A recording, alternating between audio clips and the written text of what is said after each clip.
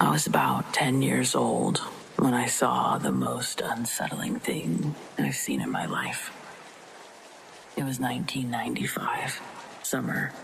I was riding my bike home from a friend's house, cutting through the empty schoolyard like I always did. The playground sat abandoned as it always did. I should have felt safe. Broad daylight, familiar setting, nothing unusual. But then I saw it. It was standing near the chain link fence, just beyond the basketball courts. At first, I thought it was a person. A tall man, maybe. But as I rode closer, something was wrong. Its body, too thin, and it was so dark, not wearing clothes like anything I'd ever seen.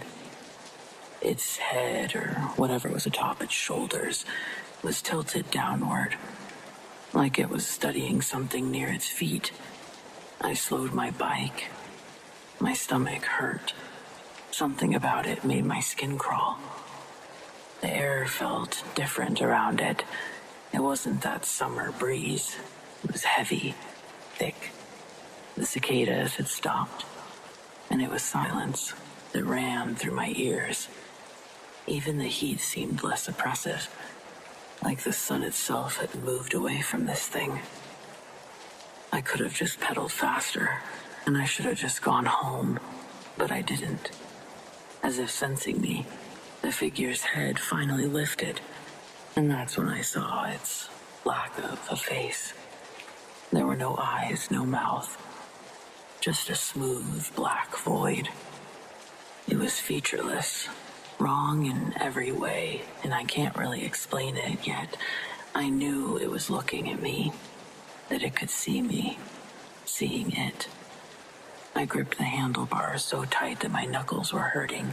My feet were hovering over the pedals, caught between fight and flight. Then it moved, not towards me, just a hand. A long, dark void of a hand. And then it pointed at the slide. At first I didn't understand. The rusted metal slide was old, too hot to play on during the day. It stood there, empty. The surface was gleaming under the sun, and I glanced back at the figure. It hadn't moved. It was just pointing. And then I heard its voice. It was in my head. Go down the slide. It wasn't a suggestion. It was a command. I felt my body tense and my muscles were locking. My hands were trembling on the handlebars. My feet, as if controlled by something outside myself, shifted toward the ground. Go down the slide. The words were calm, patient, but insistent. My stomach twisted again. I didn't want to, but my legs swung over the bike seat anyway. My body moved on its own, like a puppet, and invisible strings pulling me. My sneakers crushed against the gravel, and I walked forward. Just once, the voice said again. I was at the base of the slide now. I reached out, brushing the hot metal. It burned my skin, but I didn't pull away. I was shaking. I wanted to stop, to run, but I couldn't. The soft, slow clicking sound echoed behind me. It was dry, like something tapping against bone. The figure hadn't moved. I couldn't see its face, of course, but I felt like it was smiling. My foot lifted, ready to climb the steps. Then a car horn blared. The sound had shattered whatever hold had been over me. My limbs snapped back to control, and I staggered away from the slide. I was trying to catch my breath. The car pulled up near the sidewalk. My neighbor, Mr. Reed, he was sitting in the driver's seat staring at me with a frown. You okay, kid? I turned back to the fence. The thing was gone. I noticed the normal sounds returned. Cicadas. They were buzzing so loud it felt like they were drilled into my skull. The air was warm but breezy, Normal. I didn't answer Mr. Reed. I just bolted back to my bike. I pedaled as fast as I could, and I never cut through that schoolyard again. I never told anyone about what I saw, what nearly happened. But sometimes when I'd pass that playground or get a glance at that slide, I wonder what would have happened if I climbed those steps, if I'd sat down, let myself slide into whatever was waiting for me at the bottom. Surely I would have burned myself pretty bad. I don't know. I think about that moment a lot.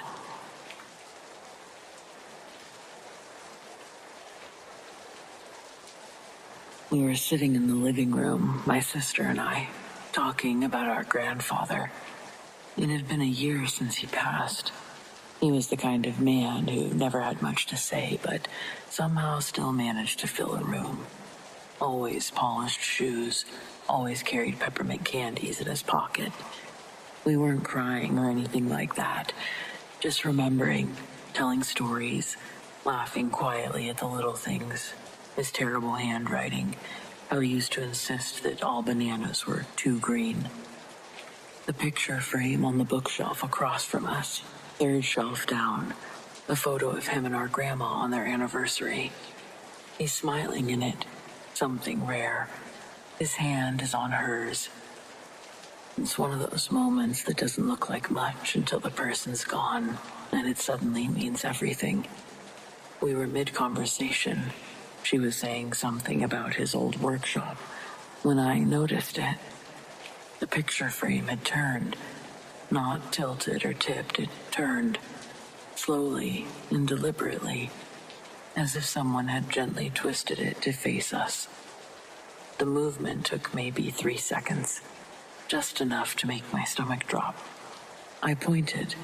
My sister turned and saw it mid-move. Neither of us spoke for a good 30 seconds. There was no draft in the house. Nothing was shaking the floors, and nothing else moved. Just that one frame. She got up and walked over to it, placed a hand on it, looked behind the shelf. Nothing strange and nothing out of place. "Okay," she said, half laughing, but her voice cracked a little. "Hi, Grandpa." We haven't seen it move since, but we do swear that it happened. And neither of us has moved that frame back, still facing the direction he left it, in that room.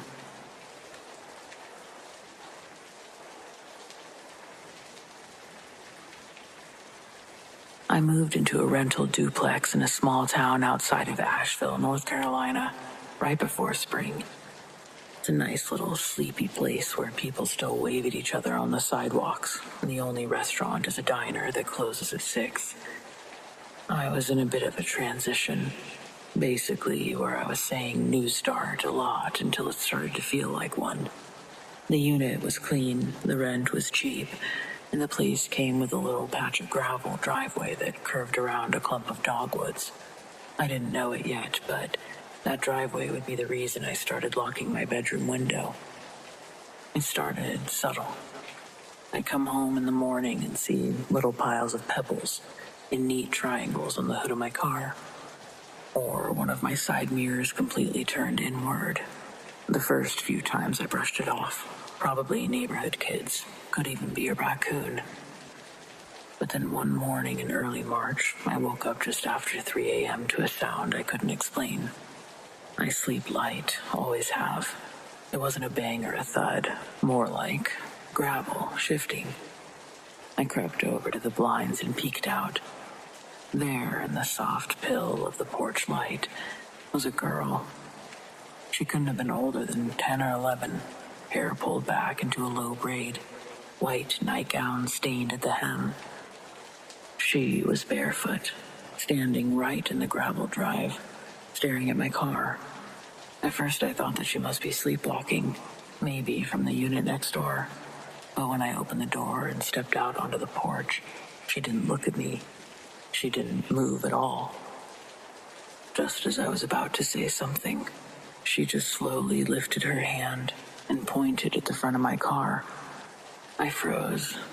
Not because of what she did, but because of how she looked doing it. Her arm bent at the wrong angle. Her finger crooked like it had been broken and never healed right. And though the porch light should have illuminated her face, it didn't. Her features stayed hidden in the shadows, like the light couldn't quite reach her. I said, "Are you okay?" But the moment the words left my mouth, she dropped her arm, turned around, and walked off, right through the row of dogwoods lining the drive. The next morning, I saw tire marks, long and black, carved through the gravel. My neighbor's car had clearly tried to brake, but not fast enough. He told me later that morning, visibly shaken, he'd swerved to avoid hitting a girl in a white nightgown, standing in the driveway. She came out of nowhere, he said. I don't even know where she could have come from. It was like she was just there. He missed her, but in doing so, slammed into the wooden fence next to the duplex. His airbags deployed, and he was fine, just bruised and terrified. A few days later, I brought it up to the woman who manages the rentals. I kept it casual at first, but when I mentioned what we'd seen, she went quiet. There was an accident in that drive, she finally said. Almost 20 years ago now. Little girl snuck out to ride her bike at night. Driver didn't see her. It was tragic. The girl's name was Lacey. She died right where my car had been parked. I didn't see her again after that night.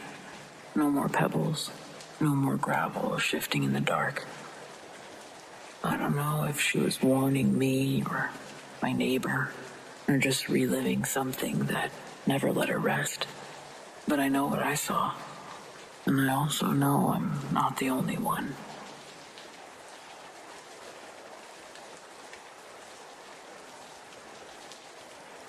I just know some people are gonna laugh at this.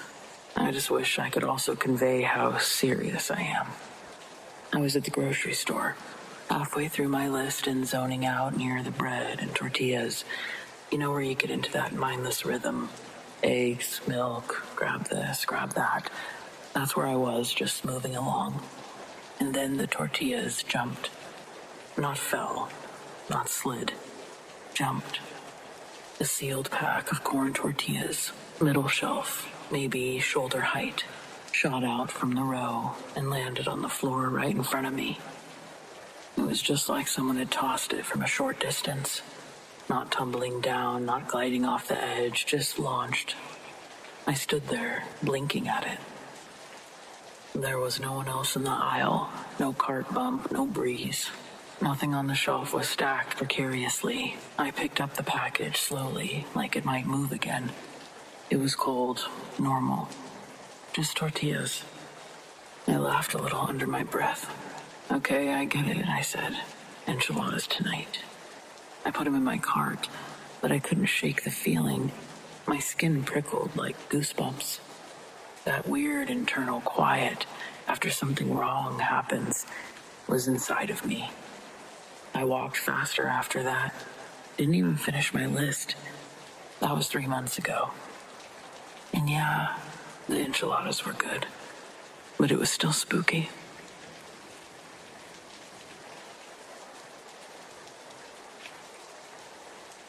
I never expected to inherit anything. But when my grandmother passed away, my mom asked if I'd mind going to her house and staying for a few weeks to help sort through some things. She lived alone in a small 2-bedroom place out in Pennsylvania. Quiet neighborhood, not much going on. But the house had that strange stillness that only homes filled with old memories seem to carry. I agreed, partly out of guilt, partly because I'd always loved her. She was the kind of grandmother who told bedtime stories with way too much detail and insisted you never go to bed angry. Her house always smelled like tea and wood polish. Even after she passed, that smell never left. The first few nights were uneventful. I spent my days boxing up her belongings, labeling old photo albums, and listening to the wind creak the porch swing. Nights were quiet out there, a little too quiet.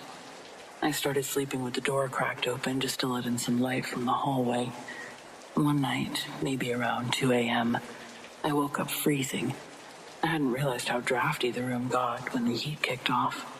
My blanket had slipped down to my legs, and I was too groggy to do much about it. I rolled to my side, pulling it lazily back up to my chest. And just as I started to drift off again, I felt it. The blanket moved.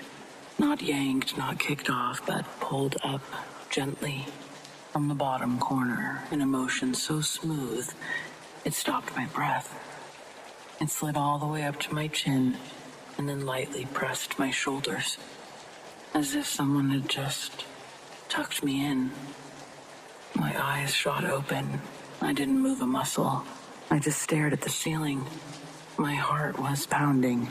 I was trying to convince myself I'd imagined it, but I hadn't. The blanket had been lifted, smoothed, placed around me with care. I didn't hear anything or see anything, but I felt it. The same way that you feel someone looking at you in a crowd. The way you just know when you're not alone. I whispered, "Grandma," before I could stop myself. All I heard was the sound of the house settling, but I slept through the rest of the night, warm, safe, as if whoever or whatever had done it had just wanted me to be comfortable. I stayed another week after that, and every night, without fail, my blanket seemed to stay exactly where it needed to be.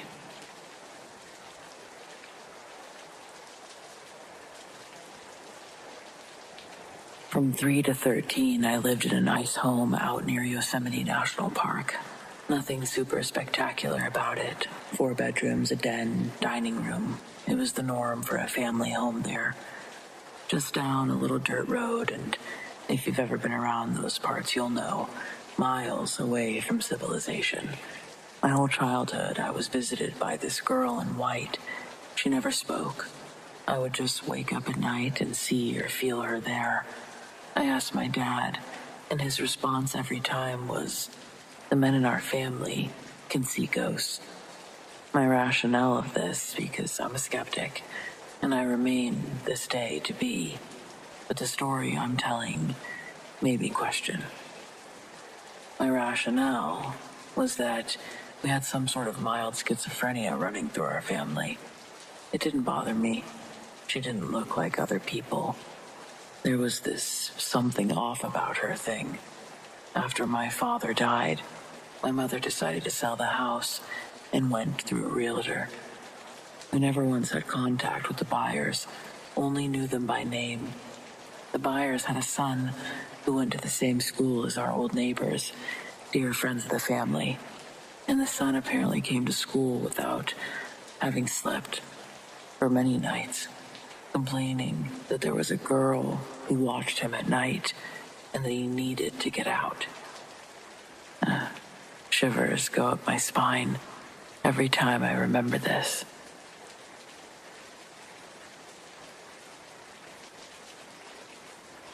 I grew up in a small town in northern Minnesota, the kind of place where the woods start right at the edge of your backyard and stretch on forever. My family wasn't big on technology, so my childhood was mostly spent outside, building forts, climbing trees, and running wild until the sun went down. I was about 10 when my dad decided I was old enough for my first solo camping trip. Not far, just past the creek behind our house, maybe a mile or 2 in.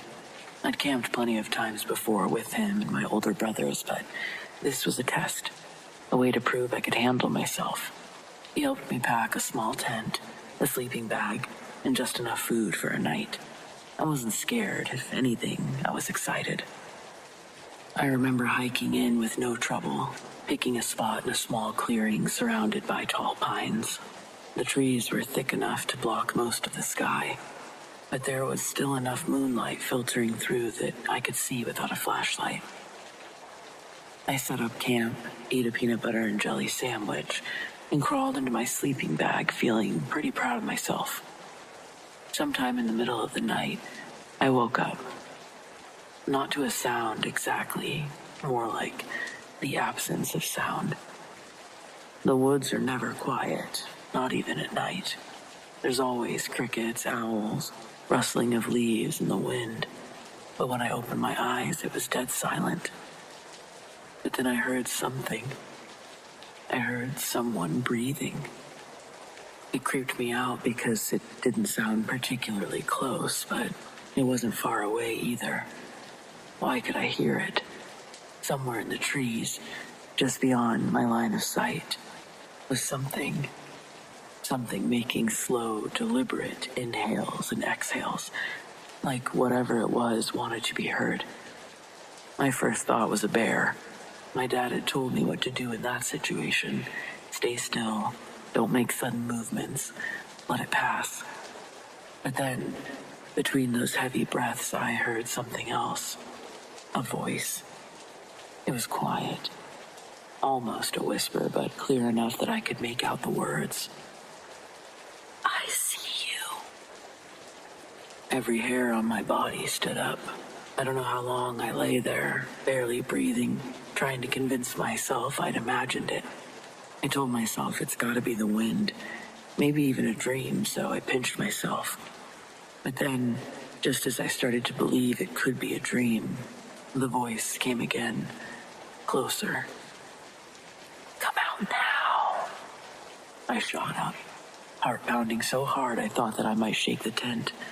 I wanted to run, but every part of me screamed, don't move. The zipper on my tent was just inches away, but I couldn't bring myself to reach for it. Then the breathing stopped, and the forest came back to life. Crickets, wind, the distant hoot of an owl, like someone had just flipped a switch. I sat there, frozen, until the first hint of dawn crept through the trees. Only then did I finally gather the courage to unzip the tent and step outside. Nothing was there. No footprints, no broken branches, just the woods, looking the same as they always had. I packed up my things and hiked back home without stopping once. My dad asked how it went. I told him it was fine. I asked him if he'd paid me a visit. He looked at me, confused. I never mentioned the voice. I still don't know what I heard that night. I have spent plenty of time in the woods since then, but I've never camped alone again. Sometimes even now, when I wake up in the middle of the night, if it's silent, it's eerie to me. I need noise. I just think about the slow, deliberate breathing just outside my tent.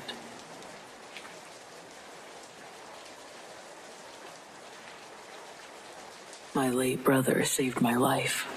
His name was Morgan, and he died of COVID in 2020.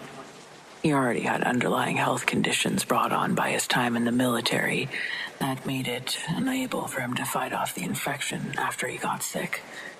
He served in the Army for several years, and when he appeared to me, he was dressed in his full military gear. Not his uniform, but tactical gear, like I'd only seen in photos of him overseas. It happened a couple of years ago. There was a fair in Winnipeg. I'm American and live in Minnesota. Winnipeg's right over the border. Me and my friends would always go back and forth over the border to party. We saw advertisements at the gas station for the traveling fair. All of us got excited, and we knew we had to go.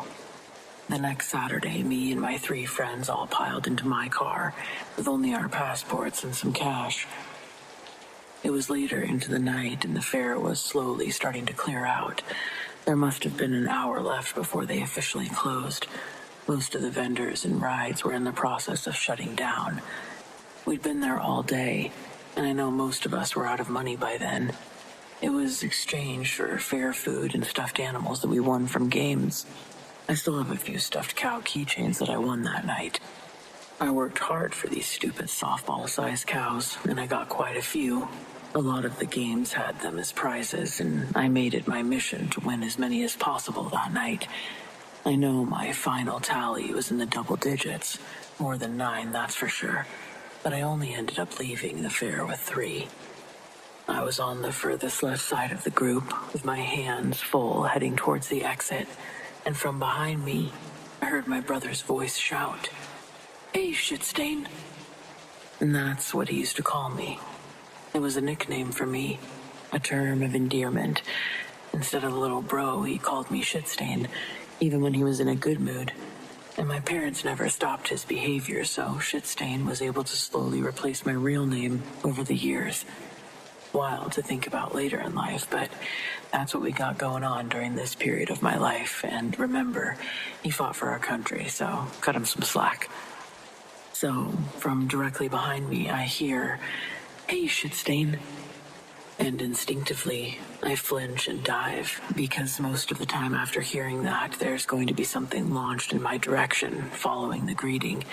It was an uncontrollable reaction that sent me flying down into the muddy ground on my knees.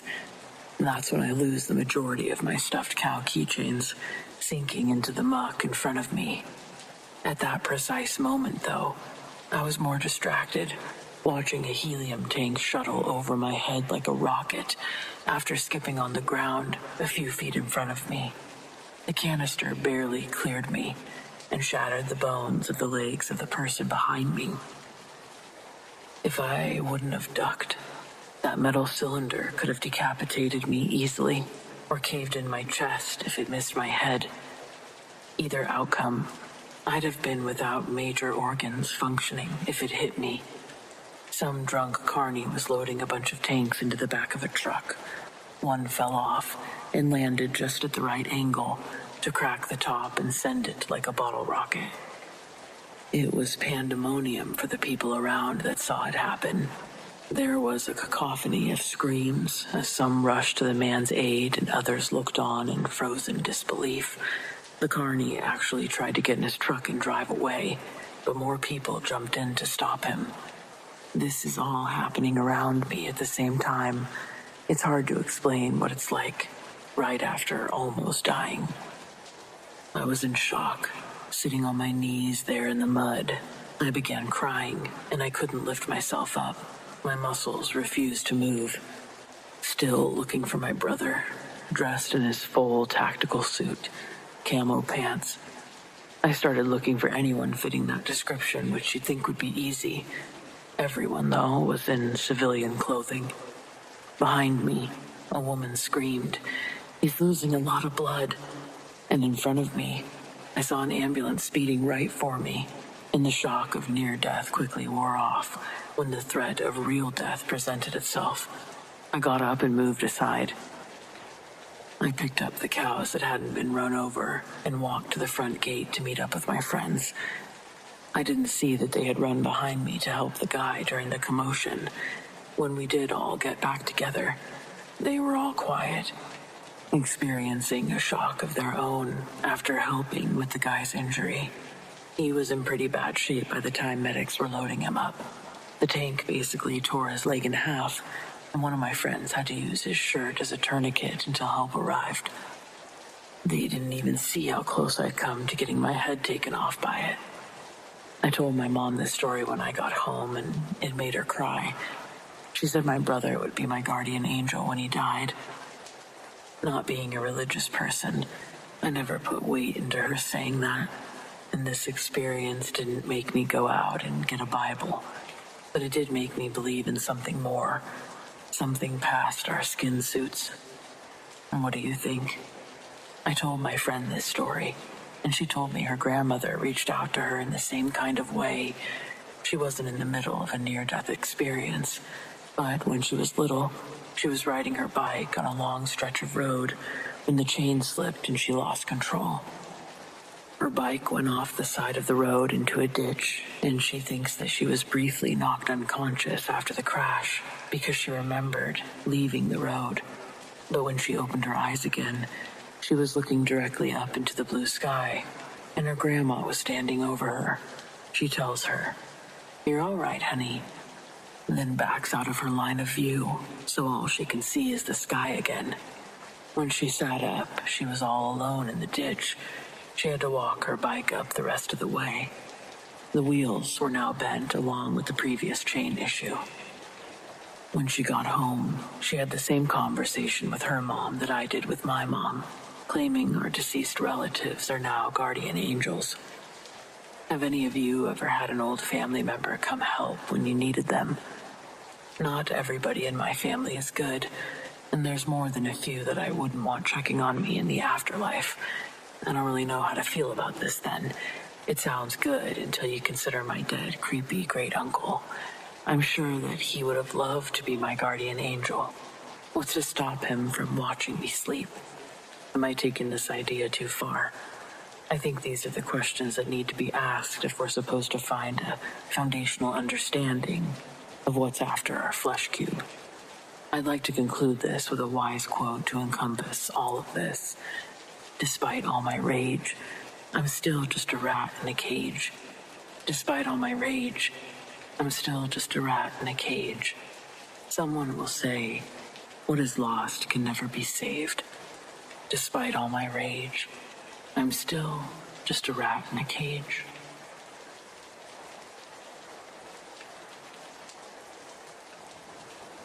My dad always had this thing where he wouldn't enter a room without knocking, even if the door was wide open. He said it was about respect. Every room has a presence, he'd say. Always knock. He passed away in the fall. I moved into his house a few months later to sort things out. It was hard, too quiet, too full of his things. One night I was brushing my teeth, bathroom door wide open, and I heard it. 2 knocks, soft but distinct, on the frame. I stood still, toothbrush in hand, and I said, come in, out of habit. No one. Over the next few weeks, I heard it again and again. Always 2 knocks, always when I was in the bathroom. Never any footsteps, never any movement, just a knock.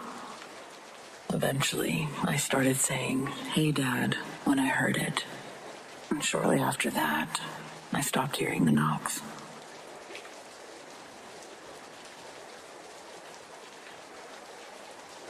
This happened when I was about 10. I haven't told many people about it, not because I'm scared, but because it sounds insane. Even now at 32, I still question what I saw. My bedroom had this small, creaky door that led into a closet, but the closet had another door inside of it that connected to a narrow crawl space. Just enough room for old pipes and ductwork. My parents never opened it, and I wasn't allowed to either. One night I woke up to the sound of something tapping. Not loud, more like the soft click of fingernails on wood. I sat up, groggy, and I stared right at the closet. And then I saw something. A hand. It came out from behind the half-closed closet door. Pale, bony, fingers stretched wide. It gripped the edge of the door frame, slow and deliberate, and then tapped twice on the wood with its index finger. I should have screamed, but I didn't. I just stared at this hand slowly pull itself back into the dark. I must have passed out from fear eventually, because the next thing I remember, my mom was shaking me awake. Morning sunlight pouring through the window. The closet door was wide open, but nothing was inside. They told me I had a nightmare. They told me I was imagining things. But here's the part I don't say out loud. There were 2 long scratch marks on the inside of the door. Fresh ones. Like something had clawed its way in or out.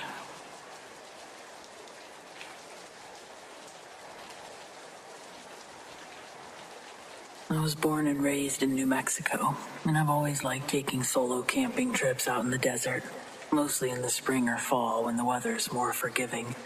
There's something about the silence out there that's different than anywhere else. It's not just peaceful, it's just total. Last October, I drove out to the edge of a BLM area, not too far from Socorro. I found it a couple of years ago while scouting for night photography spots.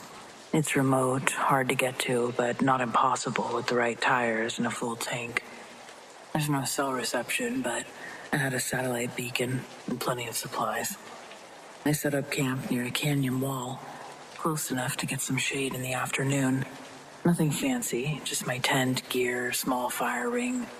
I spent the evening reading, making notes for a short story I was working on. When the sun started to go down, I cooked, drank some water, and settled in. Everything was quiet, stars were out, no wind, no animals. And that's the last thing I remember. I woke up the next morning in the dirt, about 30 feet from my camp. My tent was gone. So was my backpack, my sleeping bag, my journal, my flashlight, even my boots. It was like someone had ransacked the place, and me. There was no trace of the camp at all.